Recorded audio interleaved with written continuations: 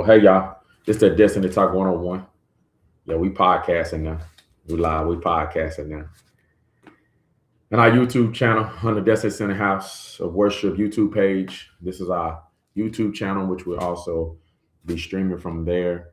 This is our podcast. We get into that YouTube channel. This is our channel where we talk about destiny.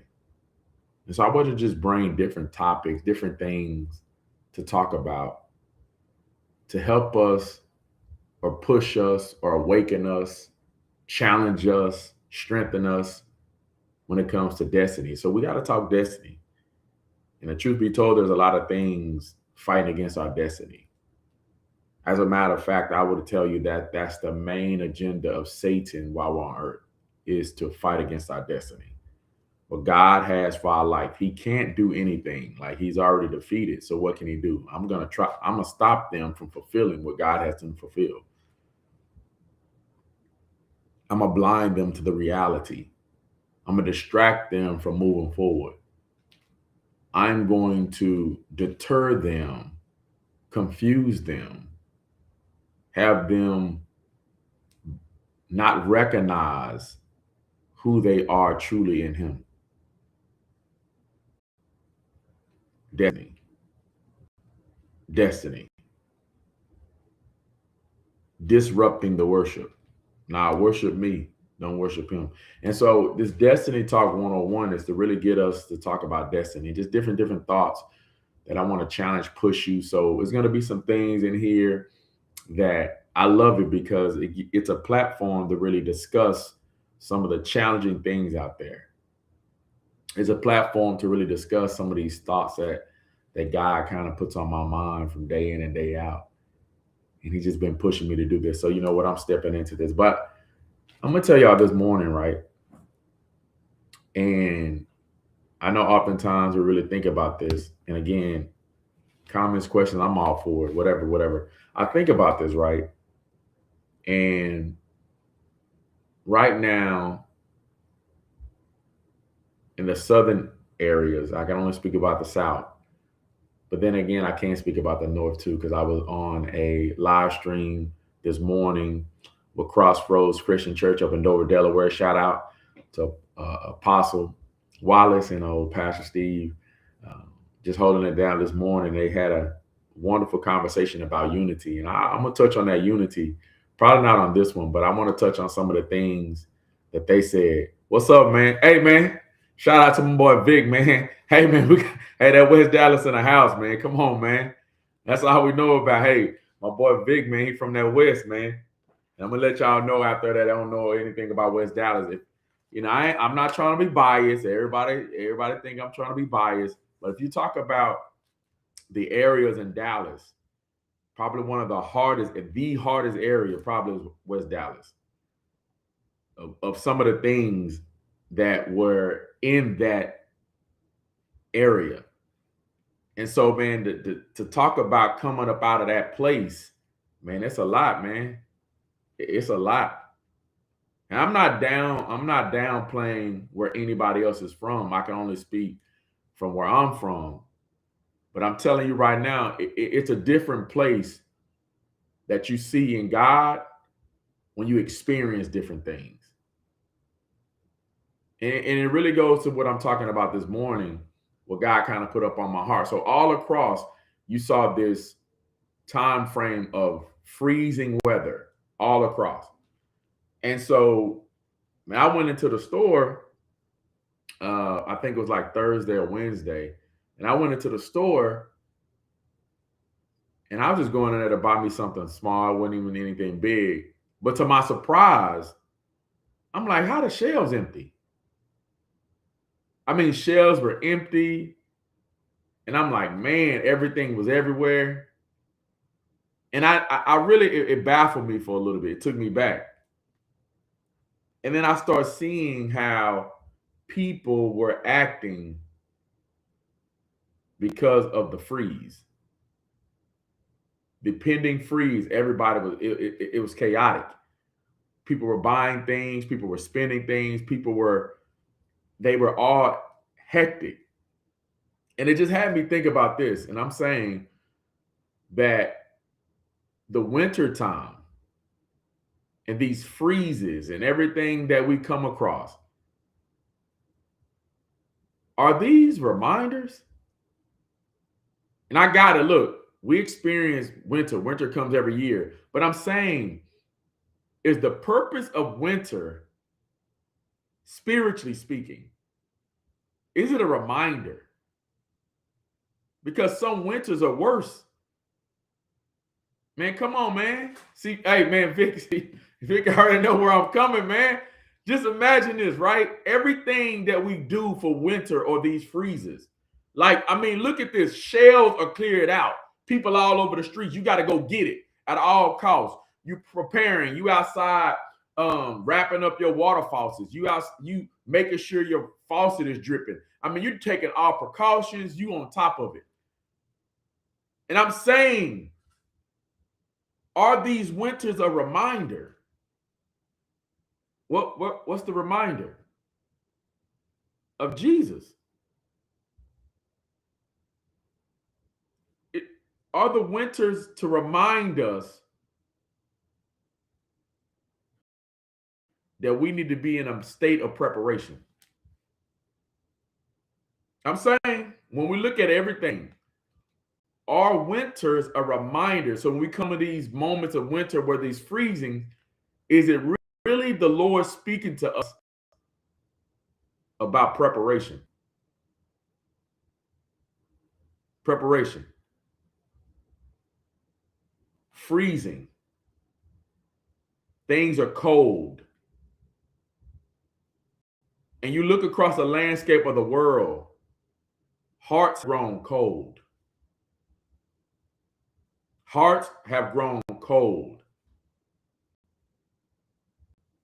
And as we look at that landscape and hearts are freezing, what are we doing in preparation?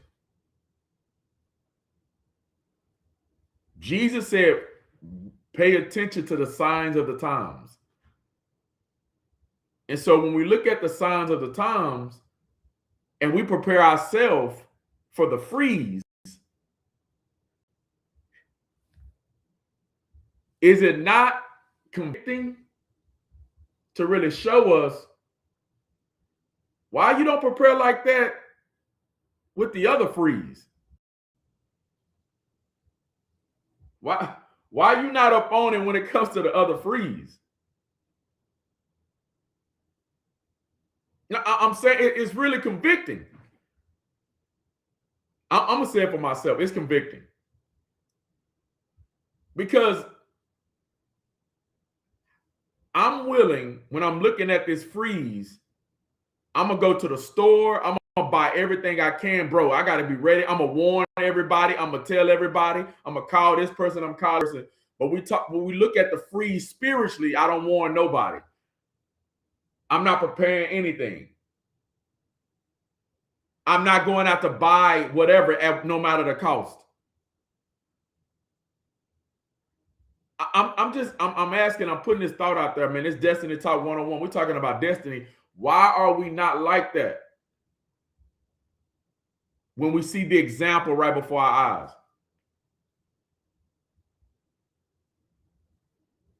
eyes? I'm saying, why are we not like that?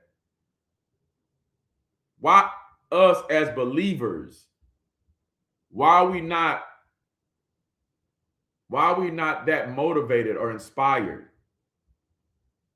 or convicted? I think that's probably a better word, convicted. Why are we not as convicted when it comes to that? I'm just putting this thought out there. I'm just putting this thought out there this morning. Because we can complain about how cold it is, complain about what they're doing in the world. Yet, what are we doing in the preparation for these things that come? I'm asking. Because look, my brother Drake, shout out, what's up, brother? My brother Drake say, if we stay ready, I don't have to get ready. So is that the question? Is that I'm really not as prepared as I should be prepared? Do sometimes God allows these freezes to happen in our lives, these winters, these seasons, is to show me that I'm really not as prepared as I should be prepared. I actually should be more ready than what I am. I'm just asking this question because I really want us to think about that. Do I ever connect myself with what's going on? Watch this. Do I ever connect my disobedience, my procrastination, my sluggardness contributes to what is going on in the world?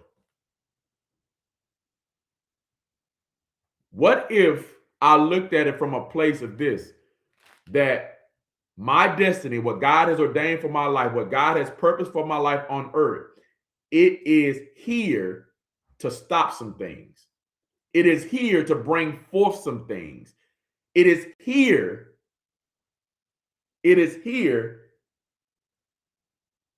that we could be prepared for the winter. Because those that are prepared, they're not concerned about it. It's a different mentality.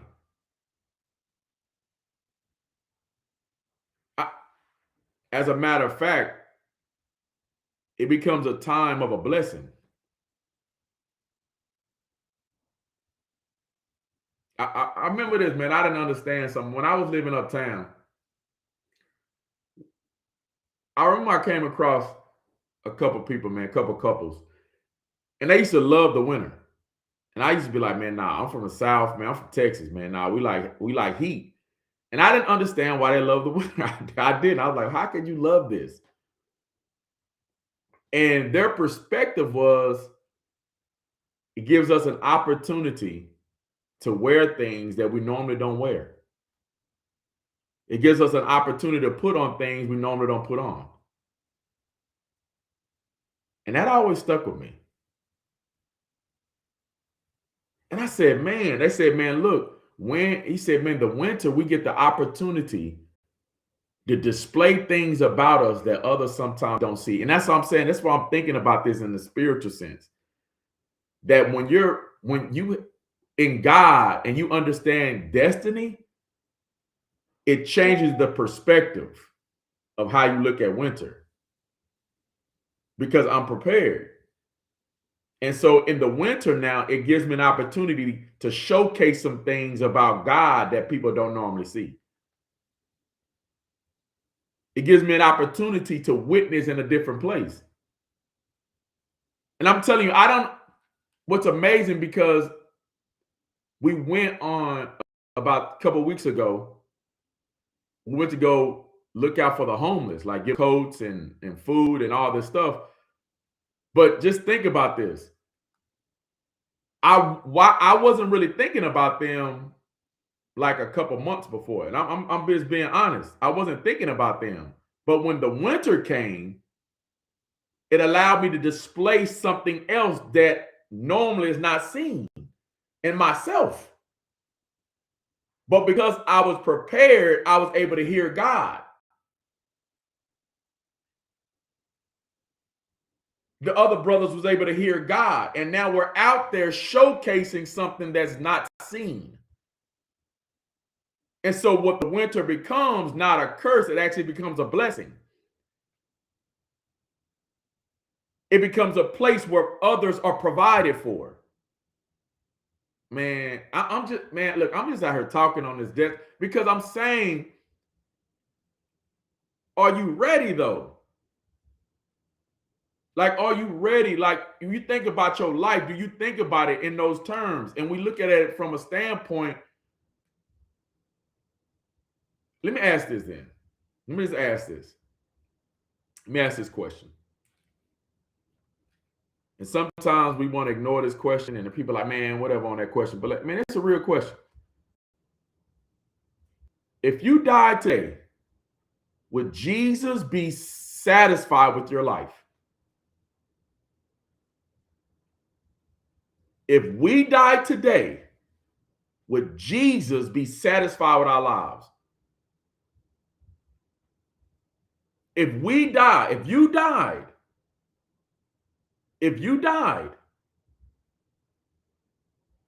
are you ready to meet him? I'm talking about today. If you died today, would you be ready to meet him?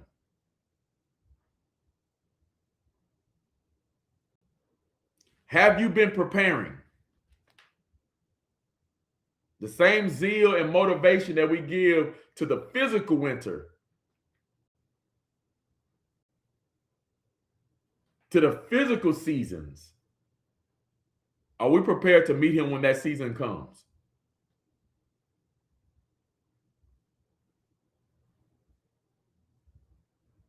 Are you ready? It's a real question. It's really a real question. And it's really a convicting question.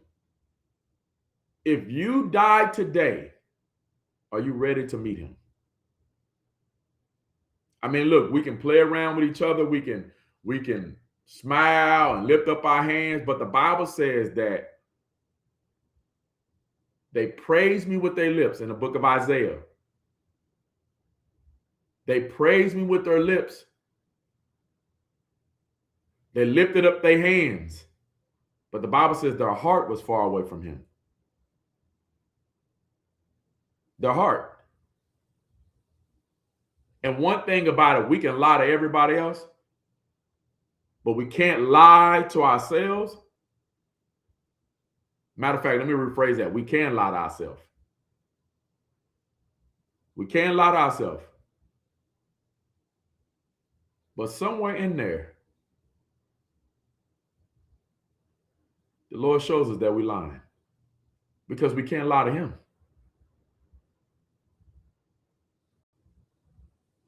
And I'm asking this because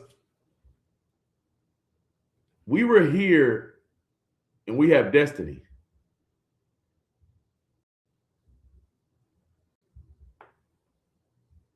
The reason why God, and we say, oh man, look, oh man, bro, I'm saved. Yes, is that it?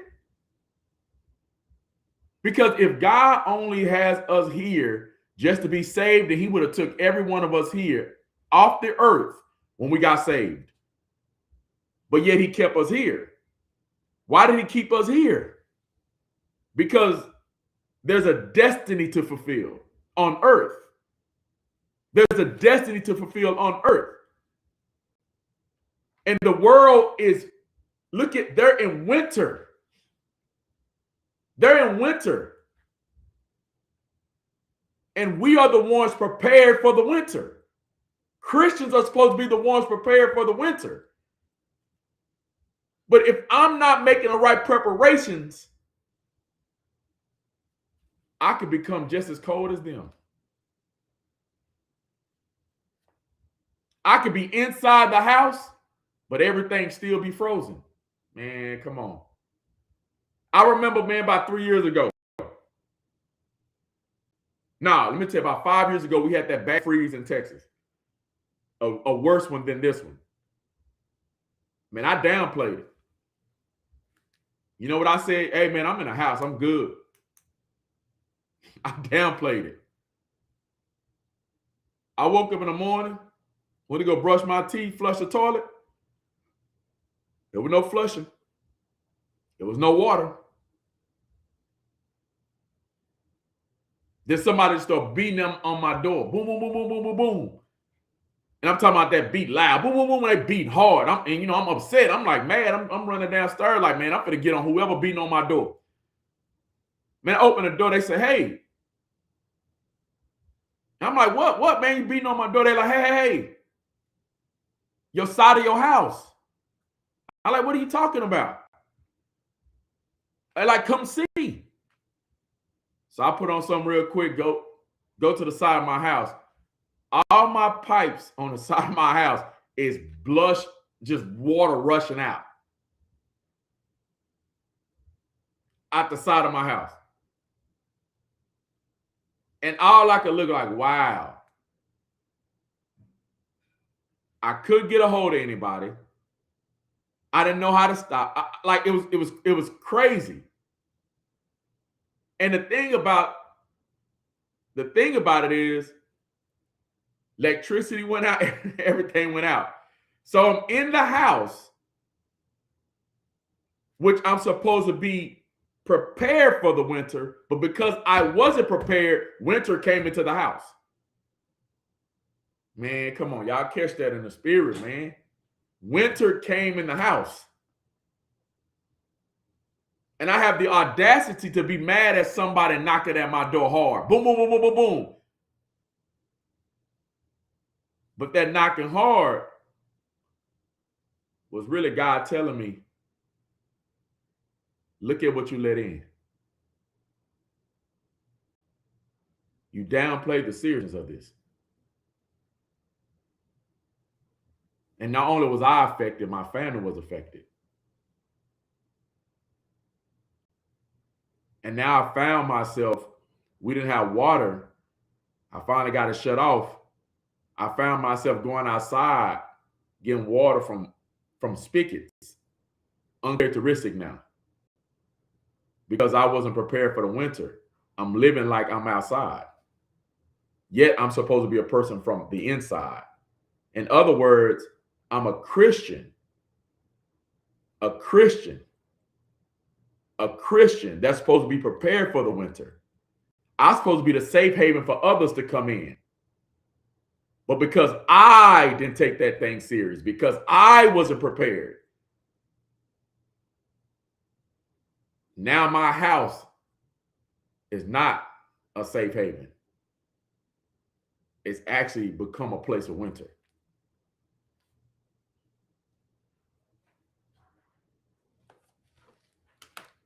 I'm just saying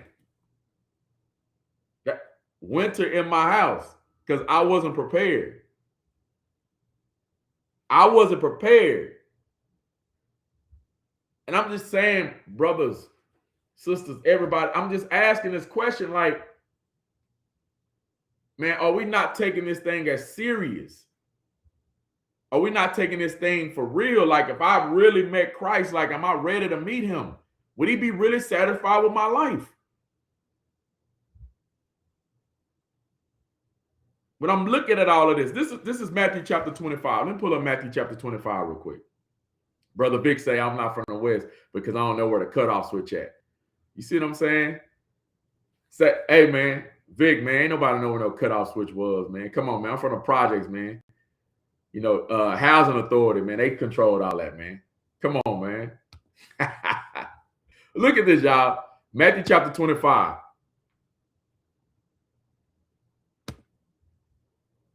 I was thinking about this today.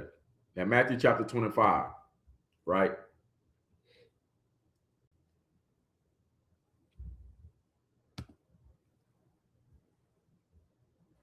This is the parable of the sower, where the Lord gives them talents. He calls them talents.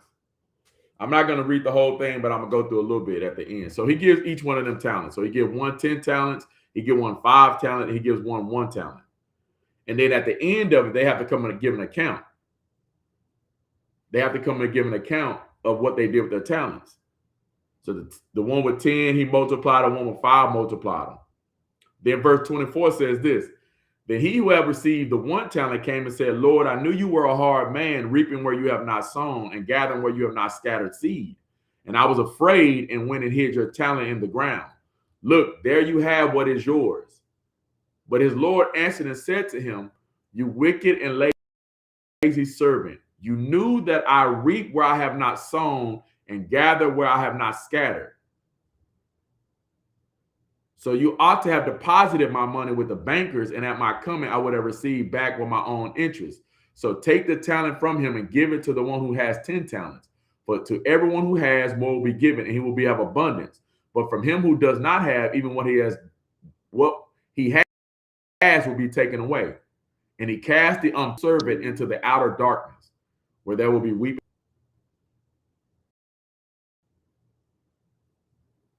Okay. Y'all, look at what he said. I want y'all to really pay attention to this. So in this scripture here, the Lord is talking about preparation. But what stuck out to me when I was meditating over this morning is verse 25. He said, but you knew how I am. You knew how I was. And you still didn't do it? Because the servant said, well, I was afraid because I know about you. I know how you get down, so I was afraid. So I know how you get down. But then the master says, so hold up. You knew how I was, because this is amazing, because the master used what he said about what he knew about him against him. So he said, man, you know how I am, and you still did that? He thought it was going to be something that the master like, okay, look, you know I am. But master said, nah, man, hold up. Hold up, man. You telling me that you knew how I am, you know how I get down, and you still did that? You knew how I get down, but you still did that. So all that time you spent knowing how I get down, and you spent that time banking on that. I gave you instructions. I gave you this talent. You know that I don't accept these things. You know that I'm a God of increase. You know I'm a God of purpose. You know I'm a master with intent. You know all these things, and you still ration in your mind that was okay.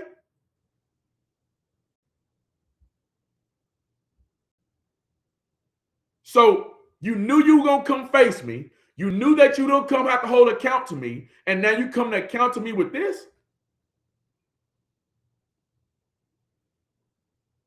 Nah, that ain't going to hold no weight.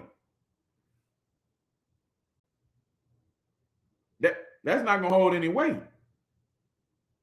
Because God the master told him, again, this is a correlation to God. The master told him, for one who has been given, more will be given if he have abundance. So the one who did what I told him to do, more will be given unto him. But the one who does not, now that'll be taken up on him, taken from him. And I'm going to deal with you because you're an unprofitable servant. You're an unprofitable servant. Why is that? You didn't have reverence for the master. Because you knew how he was. You know how he is. But you had no reverence for it.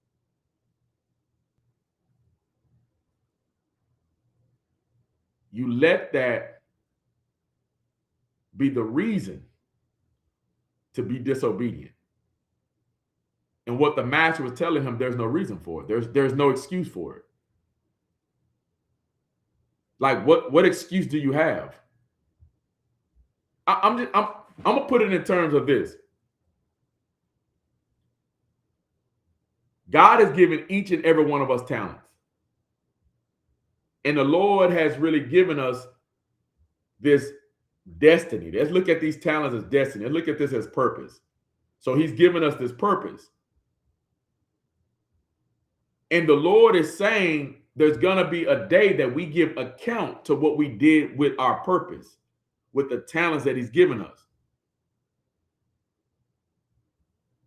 And it wasn't about the amount. Did you notice that? It was never the focus about the amount or how much this person has. It's about what did you do with what I gave you.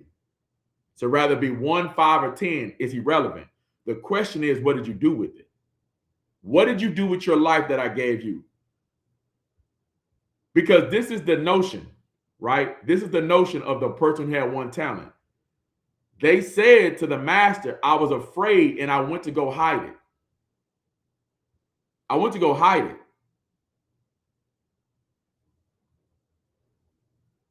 So, in other words, you did not sow it for my glory. You did not do that. You went to go hide it. You based it on your own understanding. You lean upon your own understanding, what you felt. And the Bible lets you know, he said, I was afraid, spirit of fear. God did not give us that spirit. So it's letting us know that what was operating, what he was under the influence by, the spirit of that is which is holy. He had an influence. So hold up. So you'd rather get that influence rather than my influence. How can I, on one end, say all things are possible and all things are possible with God, but then when it comes to my purpose, it's now possible? Do y'all see how that doesn't make sense? You call me a loving God, but I don't love you enough to help you to walk out what I have for you? You know and understand that I am going to judge any disobedience. I'm going to judge those who's with me. You got this understanding of me.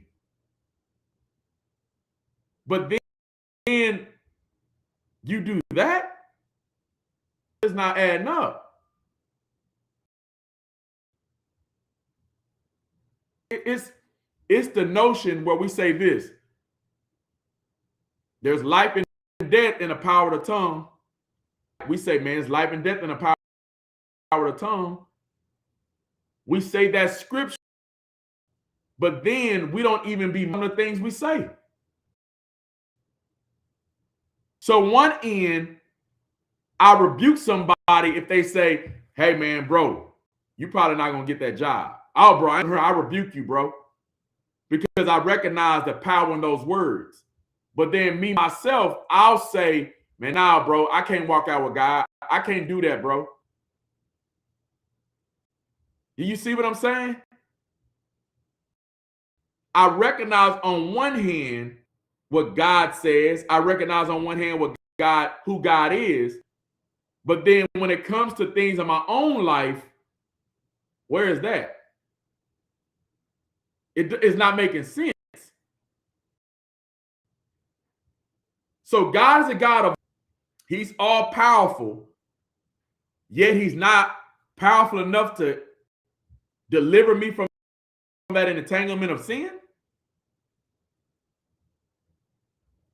Do you see how that doesn't make sense?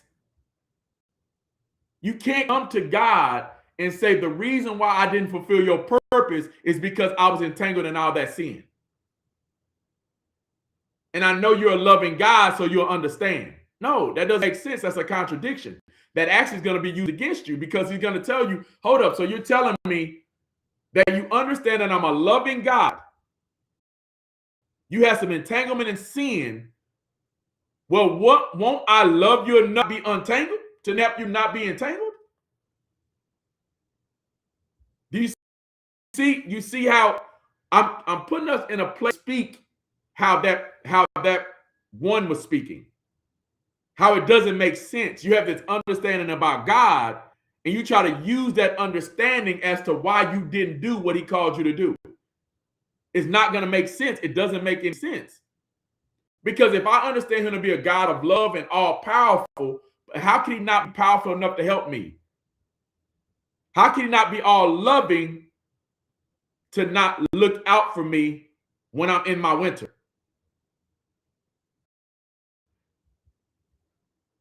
How can he not be all loving to help me be prepared? That's the whole point that he's showing us. Why he is that he will never leave us nor forsake us. That spawns from his love. So how could I come to him and act like I was forsaken?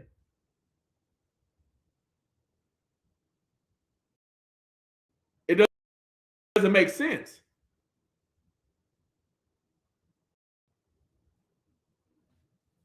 I know my master sows in places he should not be sowing. What? He reaps where he has not sown. Hold up. So your understanding of God is that God, you owe him something.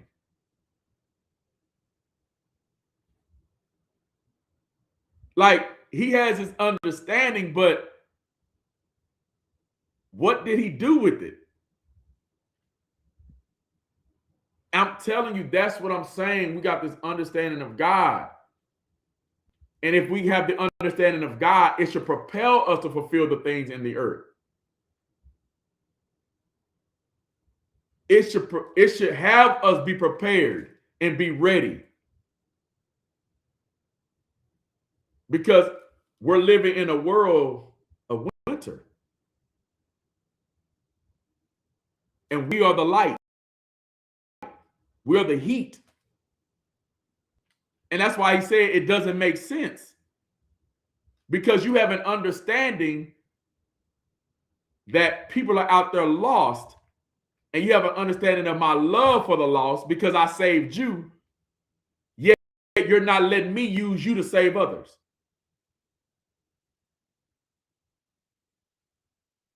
It doesn't make sense.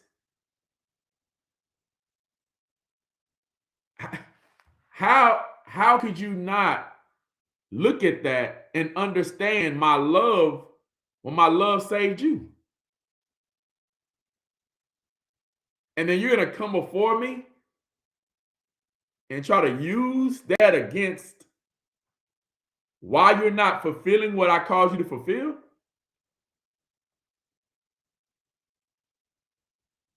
It doesn't add up. Look, I'm really just out here speaking because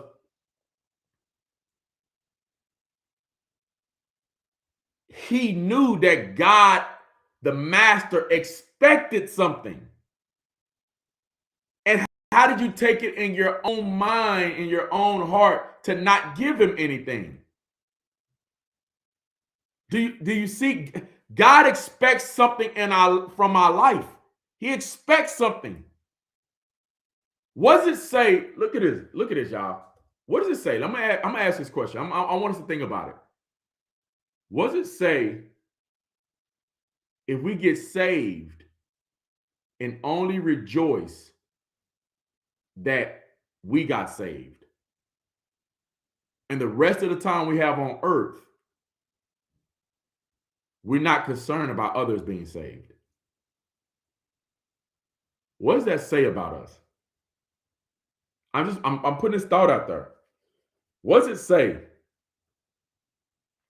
How can a Christian be selfish? Is that selfish? Where the salvation, I got saved, and now I just need to live my life out in my own salvation.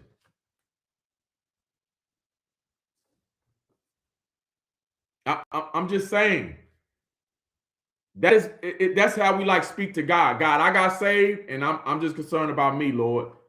I was that one, and you look, Lord, I was that one you came to go save. It wasn't about the 99. You came to save that one, but don't worry about nobody else. Now, God, when I have the example of my own life, how God, I'm the example. I'm the example that God used others to save. But then when it comes to me, I don't take that up on my life.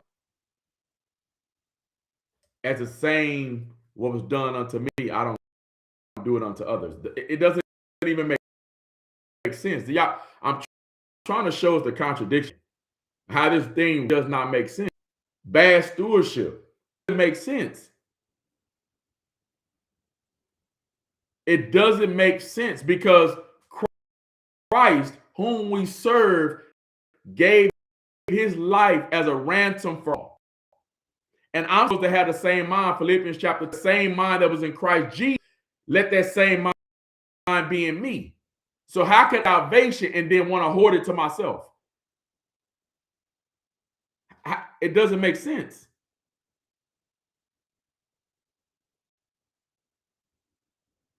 It doesn't compute.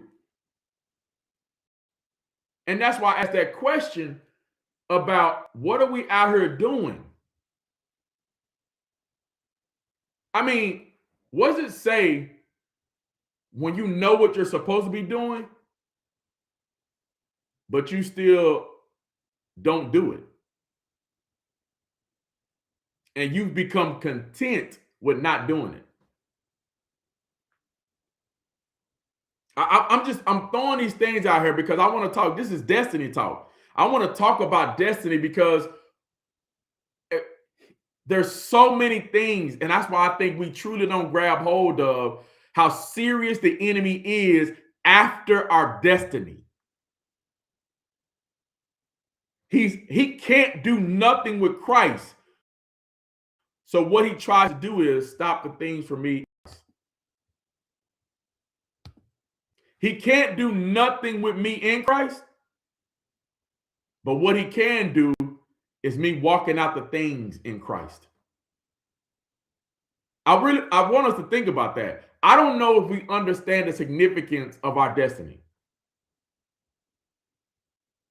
That as we prepare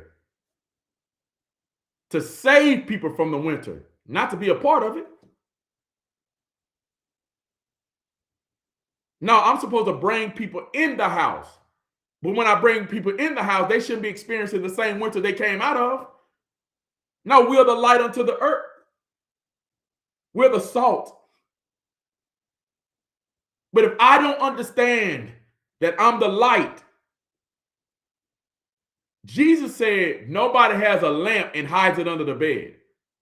Did you notice that when he said this? He said nobody has a lamp and hides it under the bed. The same thing that he said about the person with the talent in Matthew chapter 25, same thing, he used the word hidden. He said, this person's a lamp. You don't hide it under the bed. What? It's the same mentality that he's trying to let us come across. Help us to understand that because I am the lamp, I should never hide this thing. My talent, what God has given me, is never meant to be hidden. No, it's meant to save. It's meant to be used that others may get to know him. It should not bring them into the winter, but deliver them from the winter. It's for real. But if I don't understand the lamp that's in me, if I don't understand the purpose that's within me, then how could I show others the purpose they have in him? It will never make sense because it don't make sense to me. Because I'm still leaning on my own understanding. My knowledge, eat from the tree of good and evil, what I think is good. I think it's good to hide my talent. I think it's good to put my lamp under the bed. Well, it is still shining because, if I look under the bed, I still got light there because, it's under the bed and some stuff I got to get anyway. That's how we rationalize these things. We'll make up any reason why it's good to conceal the light. Well, bro, a lot of stuff, I'll be dropping a lot of stuff under my bed, bro. So, it's probably a good place for that lamp to be there. No, it's not a good place for that lamp to be there. It's not good for me to be in a place that I'm in. It's not good for me to continue to keep on my old ways. Not good for me to continue living my life as in what I want to do with my life. That's not good. Why? Because I've been saved. And when I have an understanding of salvation, God saved me to show me that others need to be saved. That this light is not meant to be hidden. That I got a much greater destiny than the life I used to live. Why would I keep living that old life? It was in darkness. And that's what I'm saying. That's where that place comes from when I'm in the light, but yet I keep hiding in darkness. That's me not understanding the significance of the light. Because in that same scripture, he says the lamp is to be put on a dresser to light up the whole room. So when others come in that room, they can see. But if I put it under the bed, I'm saying do we understand it? Let me see what that James, my brother put that James 4:17. Come on. He said, if God gives us eggs, he expects an omelet or something scrambled, something sunny side up. He doesn't expect to receive it in the same way he gave it. His word doesn't come back void. How do we think he will expect to come back the same? That's what I'm saying with us. Just think about that. If God says his word don't return back void, then how could he come to us and their word be void? Why are we void not his word? Why are we attempting to void it out? Why do I live in a manner that is as if God don't have a purpose for my life?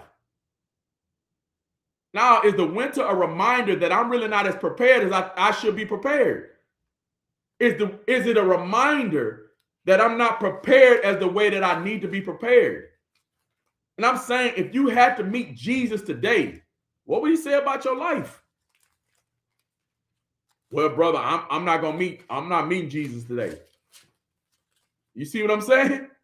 That's our mentality. That's a deception. That's what God got on the man with the one talent. Look how arrogant you are. I gave you this talent and you understanding of what I expect, and you said you're gonna do. I told you that tomorrow's not promised. We are but a mere vapor, here one day and gone the next. But you keep living like, how boastful and arrogant in that. And matter of fact, in James chapter 4, he says that comes from the evil one. One of my brothers, he said, James 4:17, therefore to him who knows to do good and does not do it, it is sin. Do you hear that? I don't even consider that sin. I don't consider me, because why? I can rationalize in my mind every reason why I shouldn't be walking out what I'm supposed to be walking out.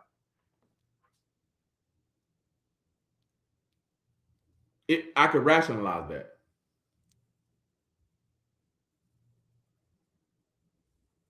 I could rationalize in my mind why it's all right. I'm just here. Man, I think that, man, I like it because there's power in the purpose and the will of God. That's why I said, man, I really don't think we understand the power and purpose. And I'm telling you, man, I'm every day, single day, I'm growing in it. And I'm gonna speak about that next time. Because if we understood our purpose, we start understanding we don't have time like we think we have time. We don't have time like we think. We start understanding that we don't have time to stay in or be connected to ungodly or be yoked with ungodly relationships or ungodly things. I just don't have the time. I don't, because my purpose is too valuable. My purpose is too great. I don't have time to play around with this thing. Souls is at stake. This is a high stake game. I don't have time for that. That's why I'm saying we got to get in the mentality. I got to be ready. Am I ready? Am I ready? We playing around with this thing.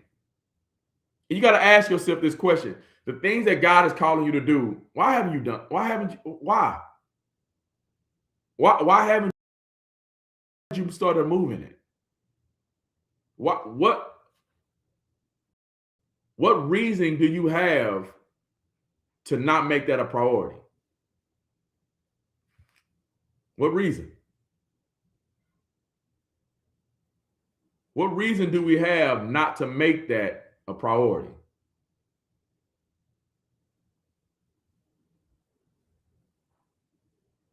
I'm just asking.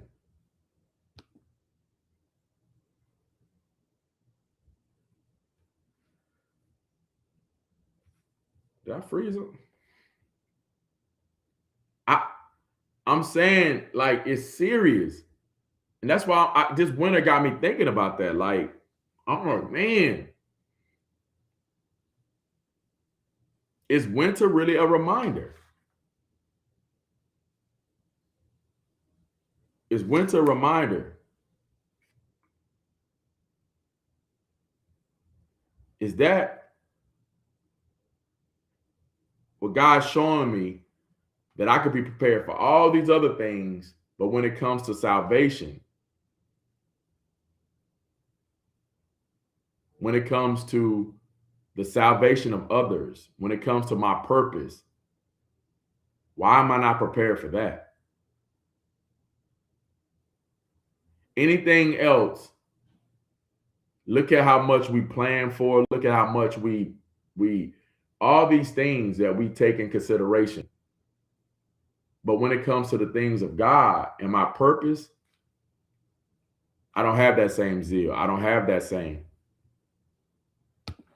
Did it freeze up on me? I'm trying to see. That's crazy, man. My picture froze, but I'm not froze. Man, you know what I'm thinking about, y'all? Look at this. This is what I'm thinking about. Because it doesn't matter about the picture. What matters about the voice. Come on, man. That's what matters. It's the voice. It's the voice that continues to call us and convicts us of why we not. And I'm just saying, I tell you this, I'm going to even throw this out there. Some of the things we're experiencing in our life, the winters, is because I'm not walking in my purpose. Some of the things that I'm going through is directly contributed to me not walking in my purpose. Directly. Some of the things that I'm experiencing is because the talent I've hidden, that I'm not walking in the light like I should be. There's some things I got hidden. There's some things within me that God is saying, why are you not letting me work some things in you? Come on, man. Vic, don't go on me, man. Say, man. You know, they talking about I got cricket service up because my thing froze. Man, no, man. It's crazy, man, because my Wi-Fi showing full signal, but yet, I mean, I'm not even trying to. I don't. That's why you cannot depend on. You can't depend on any of this, man. And you think about that, right? I want to put that on our minds this morning. Like, does God, am I meeting his expectation? And what I mean by meeting his expectation, faith pleases him. So if faith pleases him, according to Hebrews chapter 11, verse 6, if faith pleases him, then why am I not moving by faith to please him? Why am I allowing all these other things to stop me from moving what God calls me? It doesn't make sense. It doesn't, if you think about it, it doesn't make sense because I have this knowledge that God is this and God is that. Yet, look at what I'm reflecting in my life. I'm supposed to be a person of faith, but when it comes to these situations, I'm not moving in faith. When it comes to my purpose, I come to God with a report of why I can't do it. Yet I'm the same one that speaks about power of the tongue. But I always speak about why I can't this, why I can't that, why it's not this, why it's not that, why it's not time here, why it's not that, why it is and why that, why I'm this, why I'm not this, and why I'm not that. Something's not making sense here because you're saying on one end, God is this, and you have an understanding that God is this great deliverer, but on the other hand, he can't deliver me from that. But I'll pray for God to bless me with this job and bless me with that and this. And if I need that and that and that and that and this. But on one hand, he can't bless me to walk fervently or consistently or willingly or fully in what he's called me. That it doesn't add up. It doesn't make sense. And that's what I'm saying. So this time where this winter, I'm like, is this a reminder to us as believers that it's freezing out here But has the church, God's people, come to a place where we allow the cold inside? We've allowed winter inside. So the people we're supposed to be bringing into the fold to warm up, we're actually making them cold because we become the same winter that's upon them is the same winter that is now impacting us because we're not truly ready. We're not truly ready. I'm supposed to be in a place right now where God says, man, you're supposed to be in this place where I thought we'd be past this. That you're supposed to be in a place where you're helping them with their anger, not getting mad with them. You're supposed to be in a place where I freed you from lust to help people be freed from lust, but you've let the winter, you still got the winter in you. I'm just saying, is this come to a place where we're not truly prepared? And so when a winter comes, we're supposed to be the place that help them, but actually we become the place that actually compromises with them. Instead of helping, we're hurting because we're not in position to do what God is calling us to do, so we're hurting them. I'm just saying, I'm just throwing this out there because am I hiding this talent and not truly preparing what's expected of me? Am I truly not prepared for the winter? I understand it because guess what? Physically, I'm out here preparing for the winter, but spiritually, I'm cold.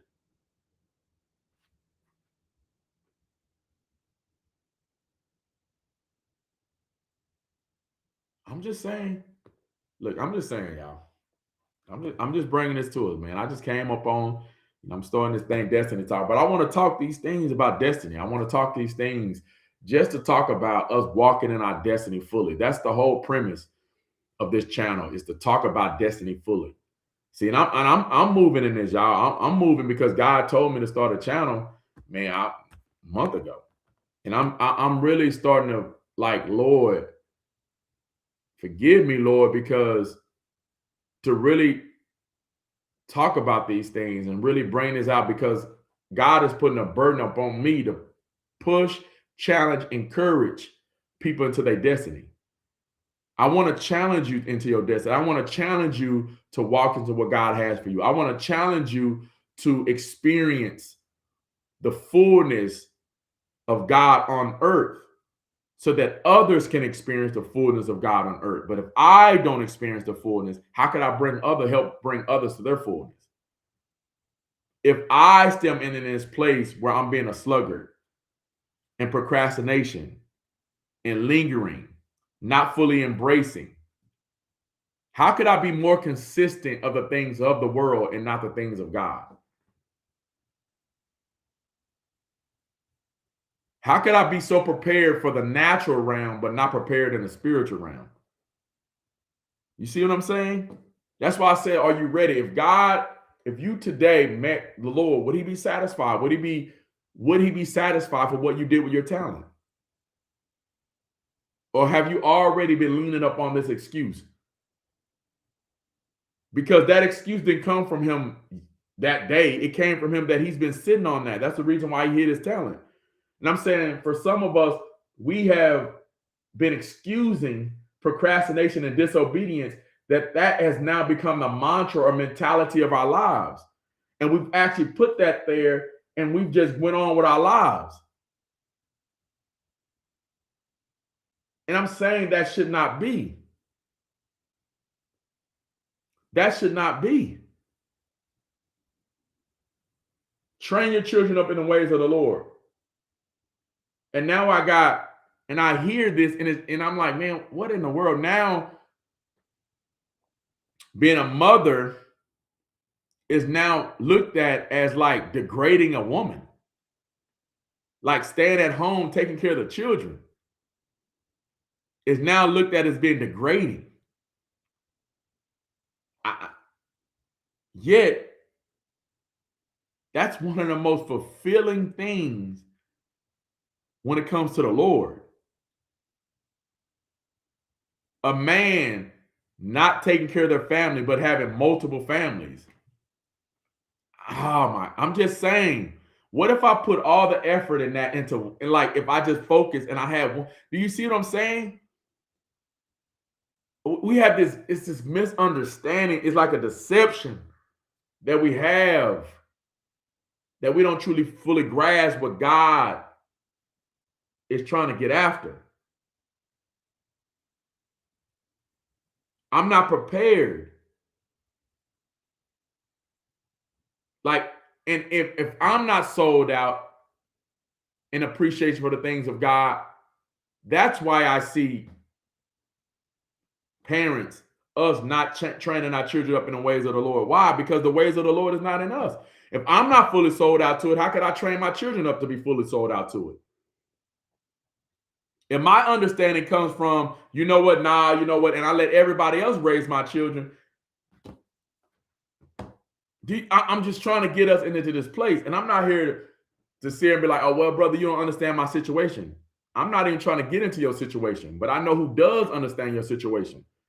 But on one hand, can I trusted God to give me a job? Can I trust God to provide if I train his children up in the ways of the Lord? I'm saying, how can on one end I trust God to provide, but when it comes to these other things, he won't provide? It doesn't make sense. That's all I'm saying. It just doesn't make sense.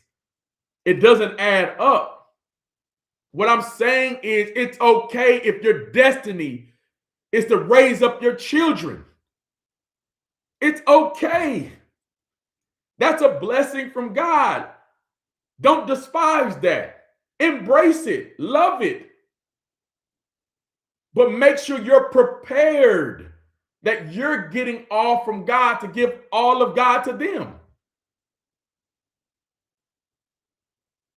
And is the winter a reminder? Is it sometimes, and COVID was a prime example. I hear parents say when they looked at their children and they got to spend time with their children, they actually got to see how bad their children were. Why didn't you see that before?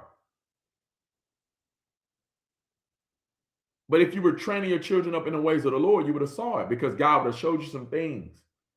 But when I'm all around doing this and that, I can't see it.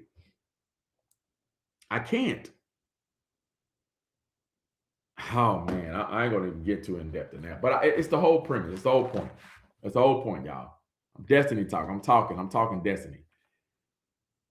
I'm talking destiny. I'm you know, my brother says truth, mankind as a whole. Look at that, Deuteronomy chapter 6. That's a call. This has always been God's mind. Jesus said, if you stop this little child from coming to me, it's serious to the Lord. And I'm opening this thing up this morning because I'm telling y'all, man, podcast, I'm gonna do this every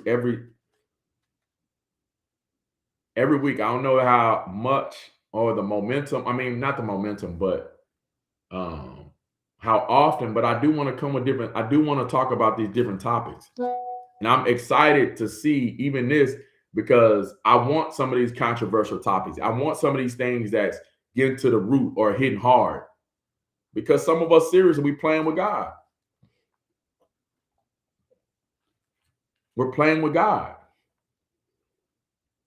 And at the same time, some of us are allowing the spirit of fear to let that be an excuse to impel us, to stop us.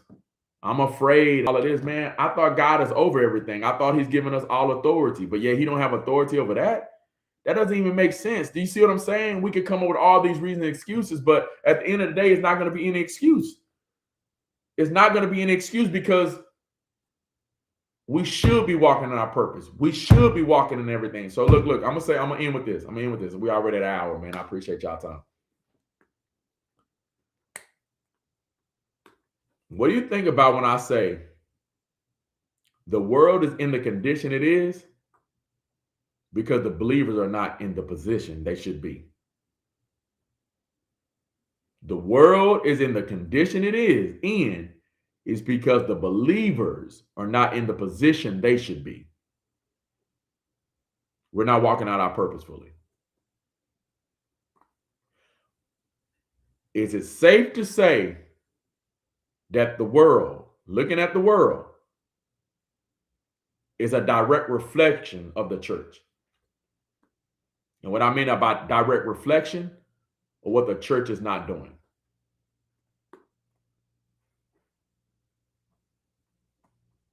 I'm throwing it out there. I'm throwing it out there this morning. Is that what do you think about that statement? When I say that, the church and the world, when I look at the world, is it a direct reflection of us? And what I mean by us, I'm talking about the church. Where the church is not at.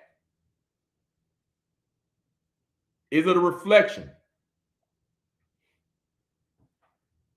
I'm just saying. I'm putting this out there.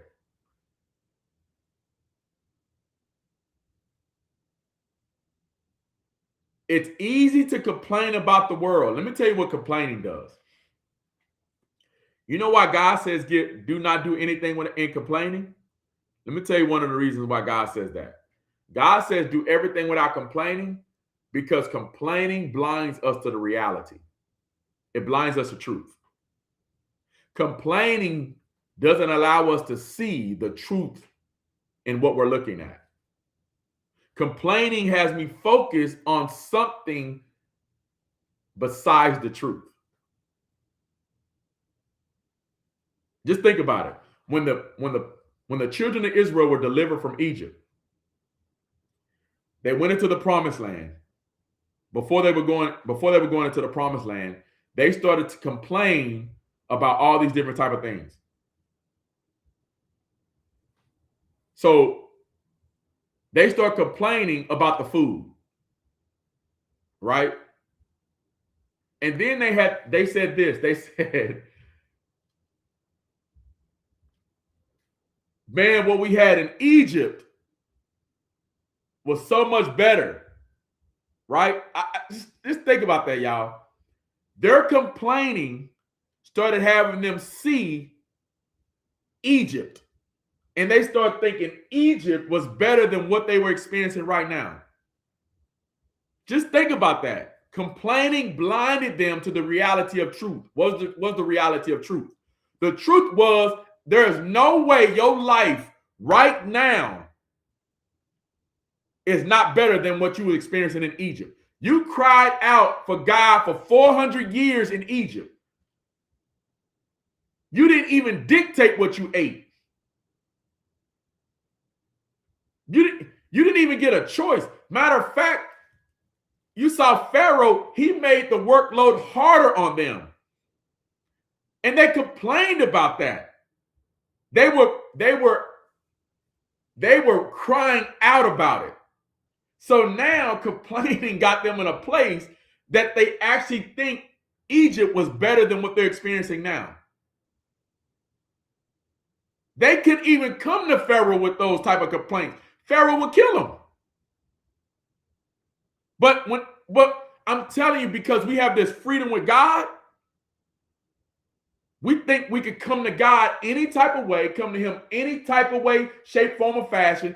God has a calling on each and every one of our lives. We think we can do whatever we want with the calling. It doesn't matter. It doesn't matter if I'm not ready. It doesn't matter. I'll get ready tomorrow. I'll get ready when I want to. Do you see what I'm saying? That's what complaining does. Because complaining about the world keeps us from seeing our part of what we're supposed to be doing in the world.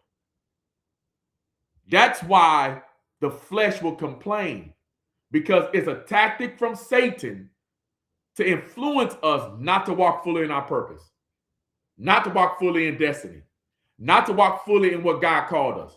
It's a tactic. Complain about the president, complain about this, complain about that, complain about... That's a tactic. It's a tactic. Because complaining takes you from praying. You're supposed to be an intercessor. But yet complaining makes you not intercede. That's what you're using your mouth for. You're using your mouth to speak complaint instead of speak intercessory. You see what I'm saying? You're using your mouth now to speak death and not life. But yet you talk about you believe in the power of the tongue and you rebuke people. See, that's what I'm saying. It doesn't even make sense. I'm trying to show us it doesn't make sense. It doesn't make sense for us to have that understanding. But yet look at how we use it. We pick and choose how we use it. Yeah, it got power in the tongue over here, but it don't got power in the tongue over there. What? This situation is different. No, it's not. We just rationalizing our mind is different. What is the problem is that we as believers are not doing what we're supposed to be doing in the world. We as believers are not training our children up in the ways of the Lord. Why? Because in the ways of the Lord, it's supposed to be some of our kids inside of some of these places. Making influence of God, being the light and not hidden. But because I didn't train them up in the ways of the Lord, guess what? I hid them just the way I was hidden. I live my life, my lamp under the bed. So guess what? I'm raising up my children to live their lamps under the bed. And that's why we don't have children in these places being the light. They were never raised in it. How could the blind lead the blind? Isn't that what the scriptures say? I'm just saying. I'm just on her talking. I'm just on her. This destiny talk. I'm just want some thoughts out there, man, from y'all, just to put some things on our mind. Man, we're living in a time where it's needed. We're living in a time right now where God is calling for those. And I'm gonna keep saying this every time I do these destiny talks. God is looking for people who sold out in Him, uncompromising. Did you understand that the Ezekiels and all those were brought up in a time where it was winter? But yet, even though it didn't affect him, because he was brought because there was a deeper captivity. I'm telling y'all right now, there's a deeper winter. There's a deeper freeze, and it's in the hearts of men. But how can we unfreeze their hearts if our hearts are still needing to be thawed out? How? I'm just saying that destiny talk. We're going to talk. We're going to talk, man. We're going to talk about this. We're going to talk about this. I don't got time to sit here and be complaining about the government. I don't got time to sit here and be complaining about all this stuff. I don't got time to be complaining about all this other stuff and that and this, and I don't got time for all of that. I just don't have time for it. I saw somebody on the side of the road, and I think about a month ago, remember we had those dropping temperatures? And every morning at 7:30 in the morning, I was driving on the freeway. Every morning on the side of the road, this lady, she held up a sign that said, impeach Trump. And she caught my attention. I was like, why in the world? And I was like, man, it's 25 degrees outside, 30 degrees, but she wants to stand on the side of the road and hold up a sign to say, impeach Trump, impeach Trump, impeach Trump. And all I could think about, is that what she chose to do with her time? To hold up a sign that says, impeach Trump. So, isn't there a process of impeaching? But yet you hold up a sign every single day in the morning, all these things. And I'm telling y'all, I wanted to go do this. I wanted to go do this. But I ain't been on that freeway. I wanted to go do this because I was actually going to pull over and I was going to witness to her. As a matter of fact, I'm telling you, Monday when I drive, I'm hoping she's there. I'm going to do it. Because I was going to ask her the question. First, I was going to ask her if she's a Christian. And depending on that answer would be depending on how the Lord leads me to that next conversation. But let's just say she says she's not. Then I was going to speak the gospel to her. That I was going to speak about that she's in winter right now and her heart is frozen because of what she sees with Trump. But I was going to show her there's a greater master. I was going to show her that apparently her heart is heavy, but there's a better way because her heart is frozen. Now, let's say she's a believer. I was going to ask her, has she ever done this to warn people about Christ? Has she ever held up a sign on the side of the freeway and say, Jesus is coming back, receive his free gift of salvation. It's not too late. How dedicated and consistent she's been with this impeach Trump, then it should be even greater when it comes to the gospel of Jesus Christ. And I was going to ask her that because she was consistent with this, fervent with this every morning. But I want to ask her, if when God calls you to wake up in the morning to read, are you this fervent? Or are you this consistent? I want to ask her that when it comes to the things of God, do you have this much consistency where you're willing to stand out in the cold? It doesn't matter. You're going to get this message across because it's that important to you. So what I'm saying is,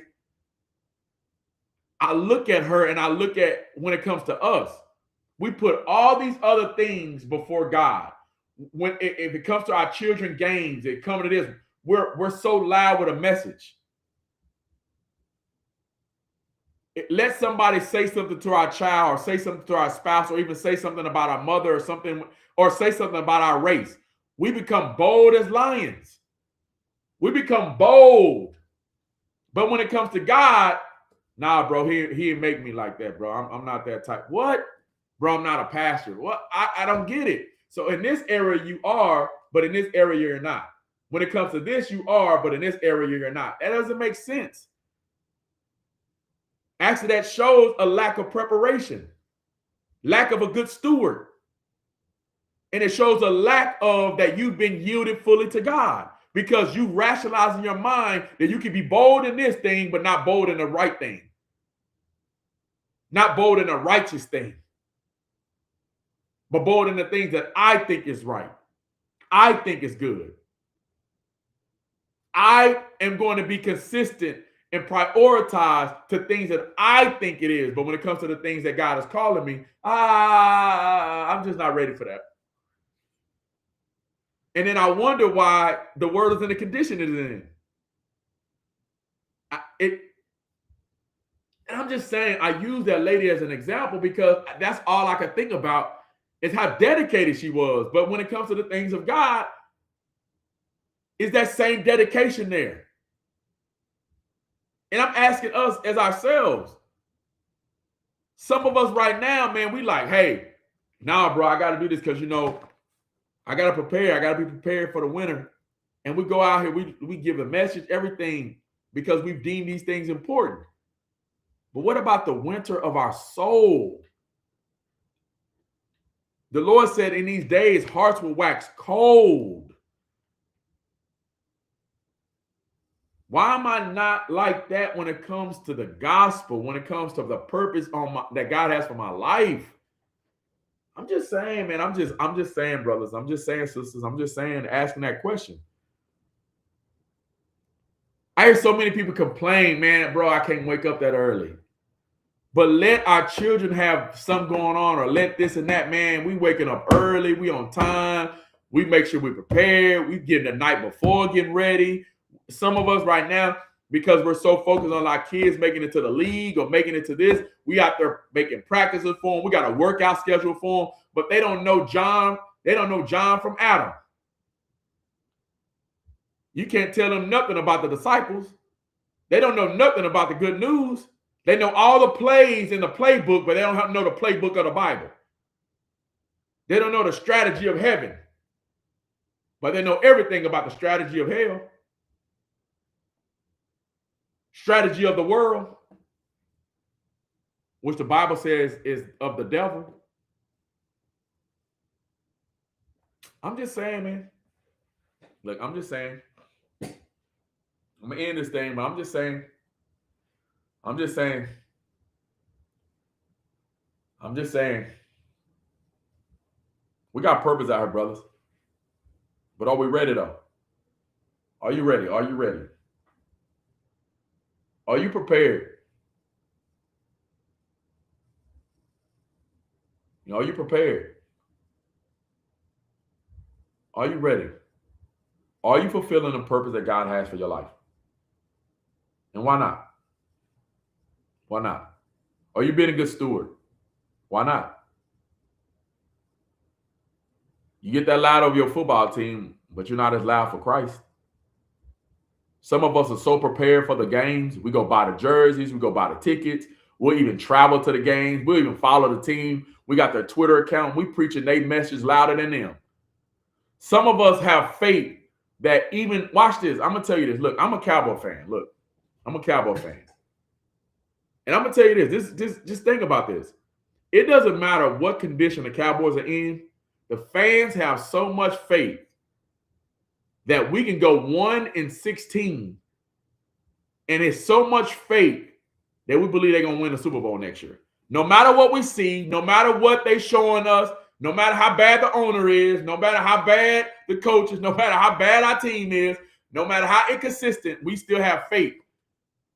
So I don't get it when it comes to God and our purpose and walking Him, why we don't have that same faith. You see the potential, but when it, and I'm saying I use it as an example because you may be that way with your team. You have so much faith in your team. But when it comes to God, why I don't have that much faith? There's no way some of us will miss a game. Some of us, we've been recorded. We'll go back and watch it.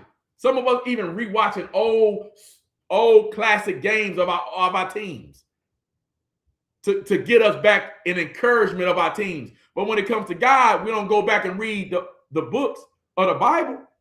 We don't go back and read the things in the Old Testament or go back and read things we've already read so we can get back and be reminded and get some more encouragement. Like, what's up? It's Team Jesus, man. Come on.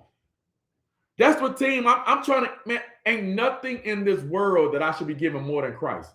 Man, my purpose got to be that real because I serve so many other purposes. All right, I'm done, y'all. I'm done. Just something for us to just be mindful of. I'm just saying something for us just to think about. Are you ready, though? If Jesus in itself today, are you prepared? Well, how are you when it comes to your purpose? Where are you at with your purpose? All right, I'm interested. I'm hearing all these things. Comments, questions. You have anything, man, don't hesitate. Send it to it. You'll see it on the YouTube. Man, don't hesitate. But I want to talk about this. And if you have questions on some of the things I said, even if you disagree, tell me why. Even if you like, hey, man, I want to know some things. I want to know. You can send me an email, pastorpiper108@gmail.com. That's pastorpiper108@gmail.com. I want to hear out any question, anything, because I want to talk about it. I want to talk about destiny. This is destiny talk. The whole thing is to push you towards your destiny, to push you towards and challenge. Where are you at in your purpose? Where are you at in what God is calling you? Where are you at? This is to push you. This is to push you. I want to push you. I want to challenge you. Why are you being content in disobedience? Why are you being content in procrastination and idleness? Why are you being content with those excuses and all those things? Why? Are you ready? We're prepared for everything else. How are we not being prepared? And what God has called us. I'm just saying like this. I'm just saying, let's talk about this. Destiny Talk 1-on-1. Let's get it.